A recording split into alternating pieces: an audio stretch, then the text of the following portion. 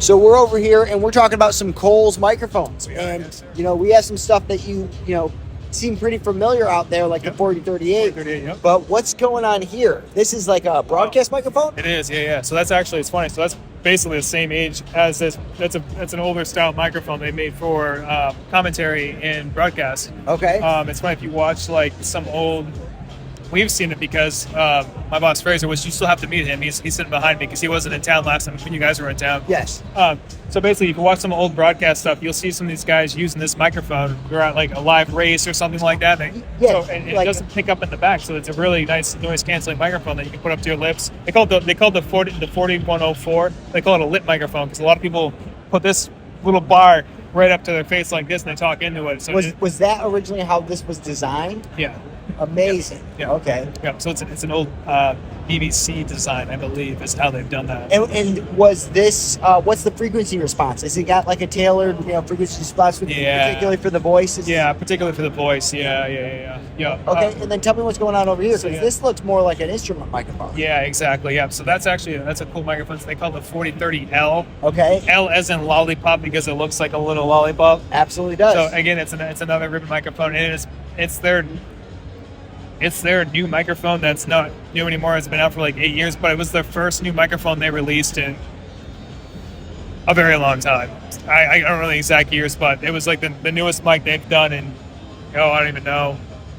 I want to say possibly since this one. And that's been out for a long time too. So for them to do this was something really cool to see. So this is a newer microphone than this one. Correct. Yeah. Interesting, because this one looks pretty space age. Yeah. This one's like actually one of the original prototype mics. Okay. So we put it in a lot of shows. This is the actual mount that comes with it, but you can see we beat it up a little bit. It's been on a lot of demos and all that stuff too. So No, that's cool. great. Getting some use out of it. Yeah, for But sure. tell me what's going on here. This is a stereo It microphone? is. Yeah. So it's actually two mics. Sorry. Oh yeah, you're good. Sorry about that. So actually, these can actually come apart. Okay. I'll show you that real quick. Very cool. So you can split it apart, put it on two different mounts. You can have a stereo pair that you can just set up however you want, or you can leave it like that in a boom line configuration. And it's, when it comes to a microphone like this, how different is the ribbon and circuitry compared to something like this? Yeah, so that's actually that's a good question. So a lot of people are used to hearing the boomy sound of a 4038. Yes. This, I would say, is a little more cleaner sounding. Okay. Not as much boom. The two, like some people are like this. Coles actually made that. It's like I was expecting to hear this, but they're totally. I don't want to say totally different, but they're definitely different enough to where you're like, Yeah, because right. this microphone, to me, in my opinion, Yeah. that's chocolate. yeah. That is reduced highs, Yep. very thick from about 400 down, Yep. and then, it's got a very good detailed Yeah. mid-range where I don't feel like it makes it bloated from 400 up, Yeah. the way that it does Yep. 400 down, but it's Yep. definitely the highlight of what the fuck's going on Yep. is that, 100%. 400 to 7K range. Yeah, for sure. I would say that. For sure. This, I'm assuming, if you're saying that this is more wide open and cleaner, Yeah. I'm yeah. assuming that this is going to be more condenser-like. Would you describe it that way? Ish. We'll Okay. still get that ribbon feel for it.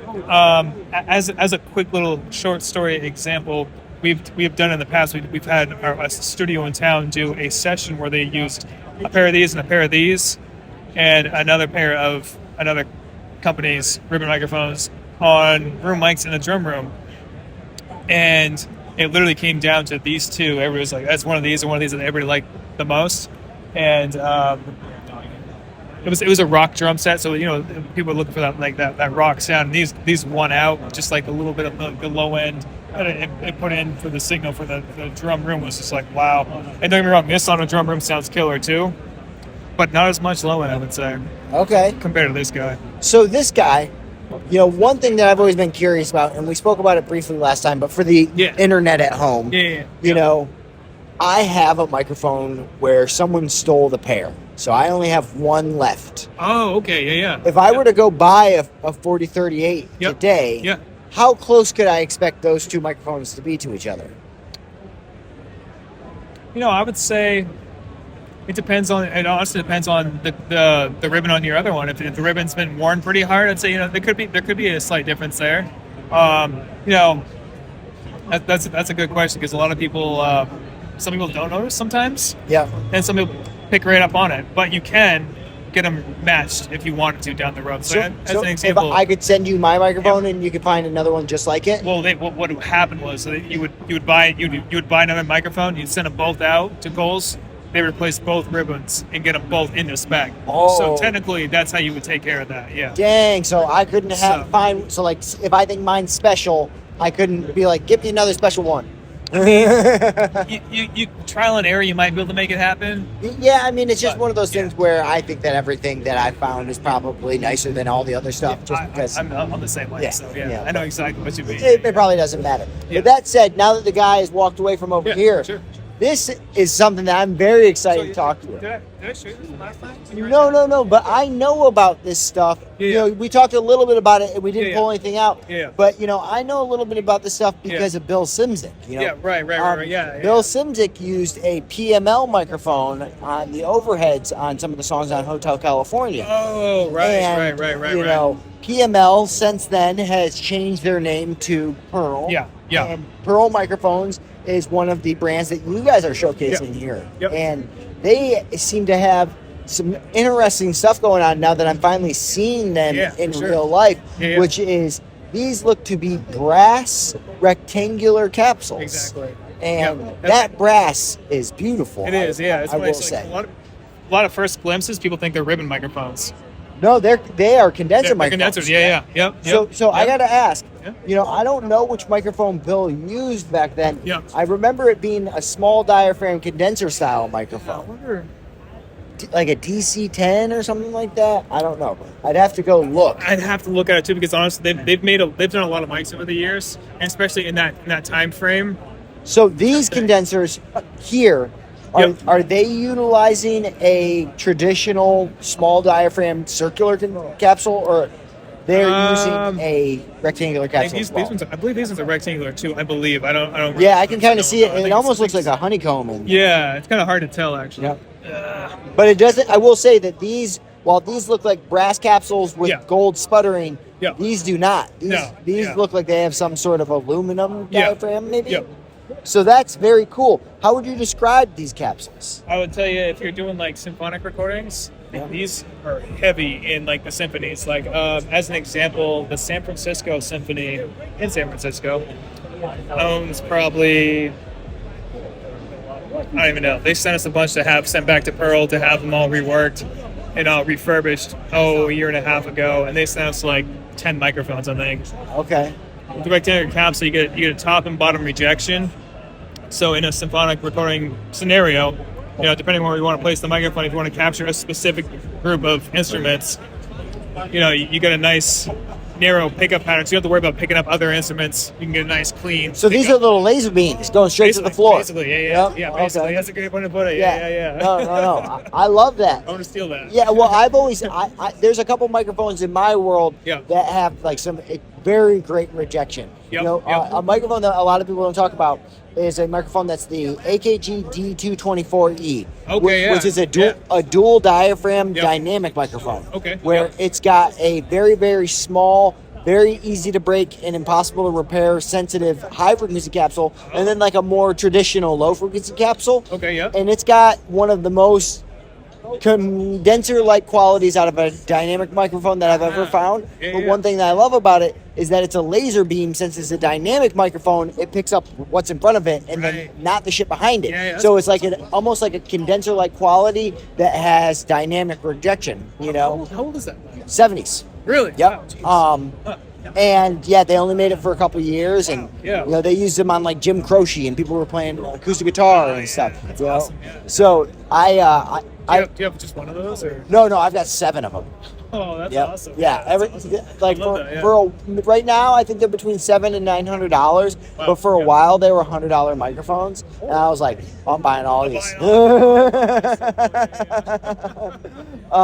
love gear like that. You just find something like that. One of my other favorite ones is if you go and watch the footage of the Rolling Stones recording "Sympathy for the Devil" at Olympic Studio. That's what they have Keith on because of the rejection. Oh, Oh, right. Yep. I think I saw that video recently, actually. Like he's singing, there was like people doing the backups in another spot in the studio. Yeah. Or it's Mick. Yeah, Mick Jagger's the singer, right? Yeah. So like he's singing with the band playing. Yes. And he's on a D224, and then his actual vocal was cut on a like a U67, but a bunch of those ad libs are from that. Like, That's super cool. but while we're here, there's two other things I want to talk about. Yep. One, how the fuck did they not get sued for having this logo on there? Because that looks just like the drum logo, right? Yeah, well, I had no idea Okay, on that he doesn't want to comment on that one. That's fine. We're going to move on to this, which is the Milab VIP 60. Yes, sir. Yeah. And you were telling me about this when Yeah. I was down there. Yeah. Once again, are Pearl and Milab related? Because this also has that same style of capsule. Yeah, And so- this thing is built like a fucking Cybertruck. Turn it sideways. Yeah, exactly. Yeah. They're gonna do a special edition silver at one point. Really? No, I'm just kidding. No, but no. So it's the base. It's actually they've redone the VIP 50, which was a famous mic back in the 80s. Okay. So like Michael Jackson had used it, Ray Charles had used it. So it's a really, really, I'd say dominant vocal microphone. And so basically they basically just revamped it, gave it a newer color scheme, updated the electronics, cut down the self noise and all that stuff. And they got the same switches on here they've had, so you can change the pattern on it and all that stuff. When it's red, phantom power's on and all that stuff. I mean, it looks beautiful. It looks very rugged. It's very rugged, something like this looks a lot more fragile. Yeah, exactly. I agree with you. Yeah, definitely. Yep. So it's cool. A lot of people are using those on vocals, but also we actually have a guy on YouTube actually did his name is Ken Jacobson. He did a recent demo with this microphone. He's a big guitar guy, so like all electric guitar on cabinets and stuff like that. It was a really cool video to see the how many different things you can use this microphone on. You can hear the differences in like how great it sounds on different instruments. This guitar cabinet microphone, didn't even think about that. Yeah, you want to know where this one is interesting to me, just because of how much abuse it looks like it could take? Oh yeah, is the toms. Yeah, for sure. Because I feel like someone could hit this, like if this was on a tom, the way I'd like it, they'd be hitting back here. Yeah, you'd be hitting back there. Yeah. It'd be, you're gonna hear a little pop. That's it, but it's still gonna work. See, I am very interested in trying one of these out. No, we'll make that happen. Yeah, this is very beautiful, man. What else are you excited about before we take off and let you get back to your day? Oh man, I mean, lots of stuff. We could even talk software stuff if you wanted to, like the noise reduction stuff. The Cedar stuff? Yeah, Cedar stuff. Show me some Cedar stuff, dude. Yeah, whatever you're trying to sell, I'm here. So this is Cedar. Yeah, this is Cedar. Okay. Voice X is new. I may have told you about that one. I don't know yet. Yeah, you told me a little bit about this before, but let me just do an intro for my friends out there. For sure. Yeah, for sure. So Cedar is very, very interesting because this is the good shit.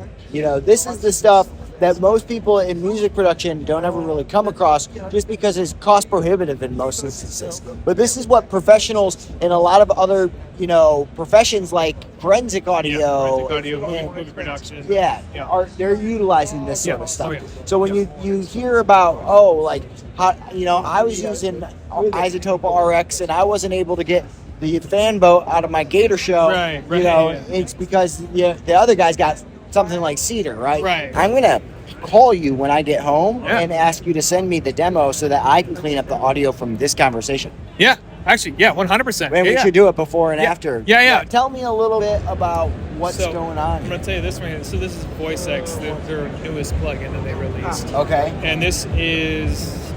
Yeah, it's pretty amazing actually. It's AI. It's based off AI. Okay. And I can definitely get you a little sample so you can hear what it's doing. So basically, it's background noise suppression. Okay. Geared towards voice. It's a voice X.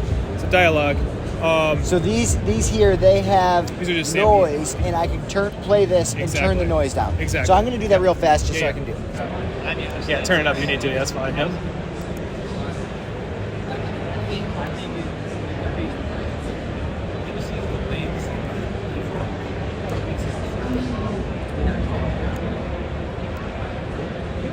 So that's for all the background noise, and that's for the voice. Yeah. So you can Okay. It works exactly the way that it should. Yeah. And two, it's extremely easy to use. Extremely easy to use.